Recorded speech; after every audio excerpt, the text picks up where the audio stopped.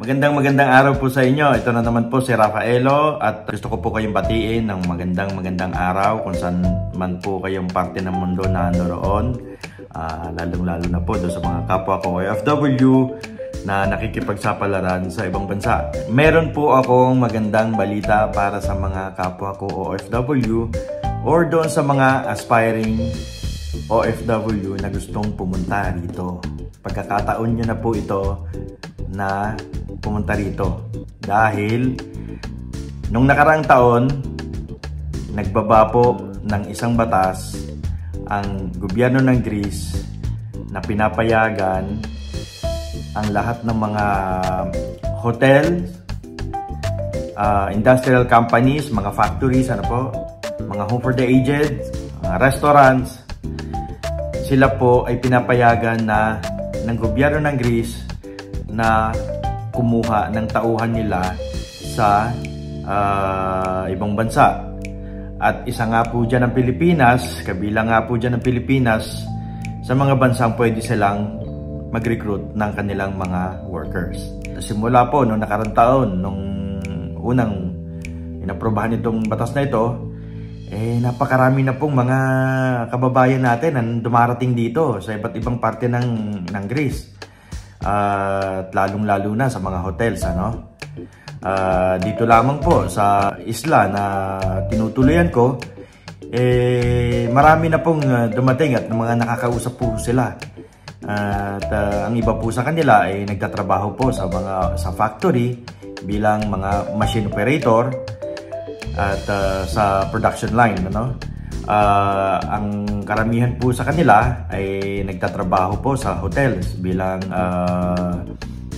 sa housekeeping, mga kusinero, waiter, or bilang sa maintenance, at may mga kababayan din po tayo na dumating dito at nagtatrabaho sila bilang caregiver sa home for the aged.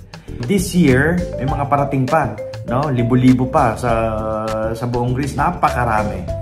So, ito po ay isang magandang pagkakataon sa mga kababayan natin na na OFW na or sa mga gusto palang umalis sa Pilipinas at gusto makipagsapalaran dito sa ibang bansa.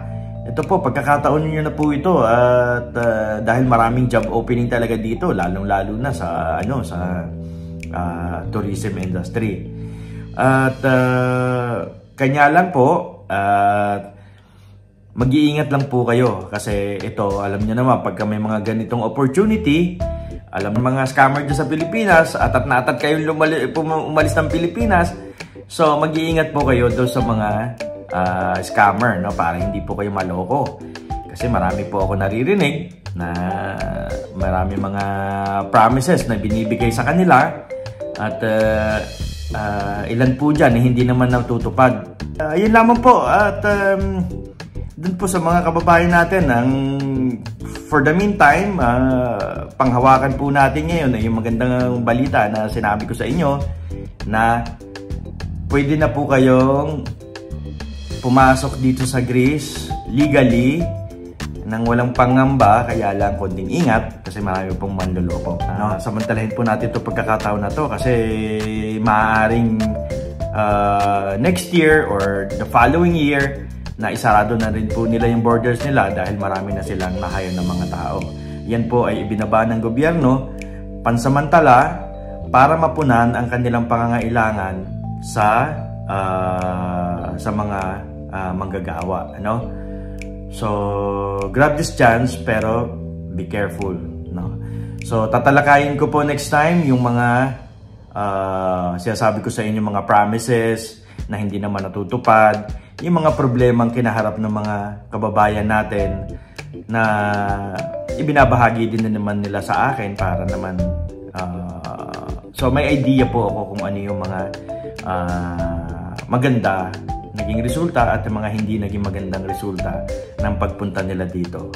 At yan po ibabahagi ko sa inyo sa mga susunod na video para po maiwasan ninyo or alam ninyo kung ano yung mga gagawin ninyo yan, bago kayo mag-apply or bago kayo mag-desisyon na pumunta rito. So, yun lamang po. Ito pong muli, si Rafaelo, nagpapaalam mula sa Greece.